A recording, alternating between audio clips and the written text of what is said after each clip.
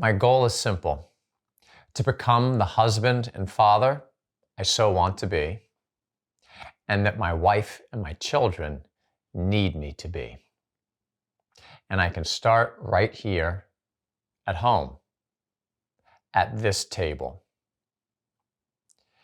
Dinner time in a household is an amazing thing. Let's take a little closer look at it. Human eating is always different from mere feeding. Sure, there's a real sameness. I have pigs. They eat many of the same things that I eat. But what goes on at this table, while it has real likenesses to what goes on in the pen out there, it's a very different reality. And manners are an essential aspect of human eating being so different.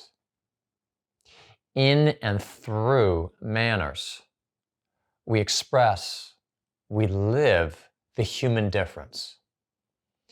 And especially in this day and age of so much inhumanity, all the more there's this great significance of a daily opportunity to express, to cultivate, to live in a very rich and real way the human difference at the table.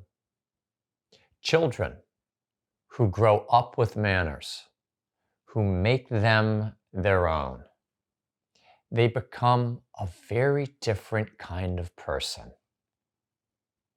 I have 3 concrete resolutions. Determine specific manners, explain those manners, expect those manners. We're going to have to determine specific manners. Here's the thing, the funny thing about manners, most aspects of manners are what we call conventional. In other words, they've been determined by some type of human decision. They weren't absolutely determined and written into nature. So they tend to differ from culture to culture and sometimes from household to household. But that doesn't mean that there's not something profoundly important, real, and universal. There's a universal truth that is expressed and enacted in manners. The universal truth of the human difference, that human eating is never simply about bodily needs and bodily desires. There's so much more going on here. Manners express that. So we need to determine specific manners.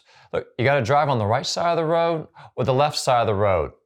Maybe it doesn't matter which one is chosen, but one needs to be chosen, otherwise there's nowhere to drive. We need to determine specific manners at the table. This is going to take discernment, prayer.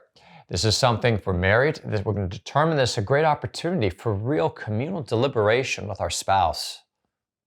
Looking at, thinking about what's going to be best, how we're going to enact the human difference in our eating at our home. Let me throw out a few examples. A lot of them will have to do with what we say. I suggest make it simple, make it memorable. Choose specific formulations. Something like, please pass the such and such. Just universally, when we're asking for something, we will always say, please pass the whatever it is. Then we make it universal that there is a thank you for the such and such. The thank you is universally said when anything is passed, when anything is served. This is a matter of manners, and this is super important. How about when we are asking to be excused from the table? Specific formulation is a really good idea here. And I love this because just that we need to ask to be excused from the table is a great way of expressing that what's going on here is so important. I'm not even going to get up from this table unless I say, oh, excuse me, because what's going on here is so important. So in our family, we took it from my wife's family. The children, before leaving the table, would have to say, thank you, Jesus, for my food. Thank you, Mommy and Daddy, for your work. May I please be excused. There's a lot of different ways of doing it. This is one where you choose the formulation and you make it universal. There's other things other than just things that you say, for instance, going back to the being excused, that we don't get up from the table unless there's a real need. This is a matter of manners also. How about that we serve elders or guests first? This is so rich. It's so important. It expresses so much. So there's so much richness. It's almost exciting just to think out, what are we going to choose? What are we going to do at our table? Explain them. It's not that every time, every day, every aspect we're explaining them, but that we have the attitude of there is a reason, and as appropriate, Mommy and Daddy will explain what that reason is. Frankly, even if there's no children, it's good to make explicit between spouses. This is why we're going to do this when we're together at this table.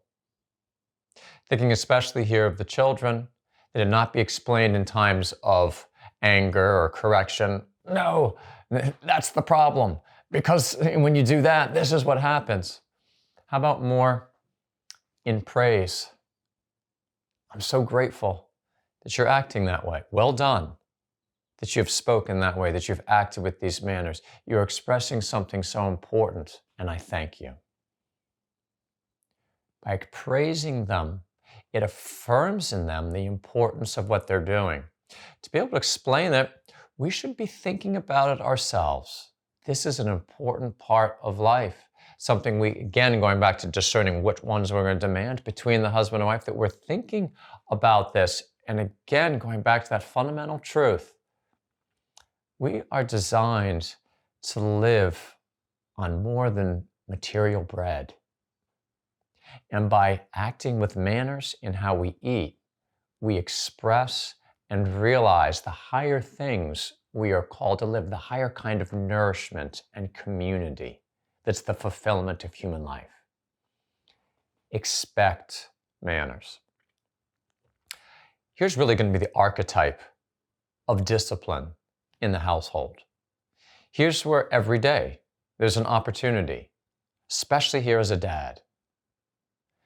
Our children deserve to have a father who knows enough, who loves enough to give strong guidance, strong direction, with patience, with mercy, with firmness, and with consistency for their good.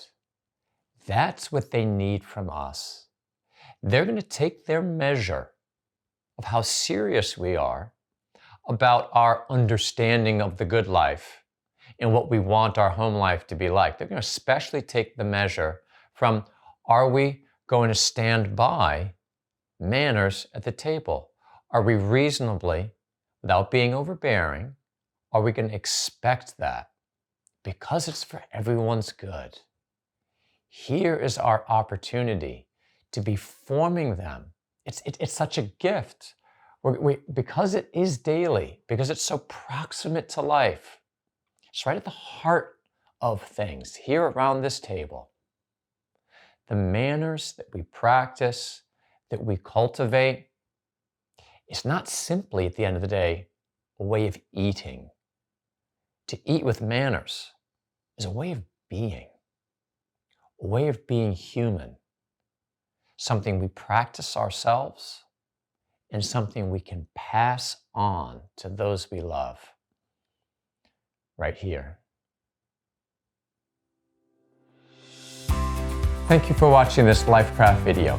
Please visit life-craft.org for our Wednesday quotes, online courses, and other video reflections. Please like and share this video.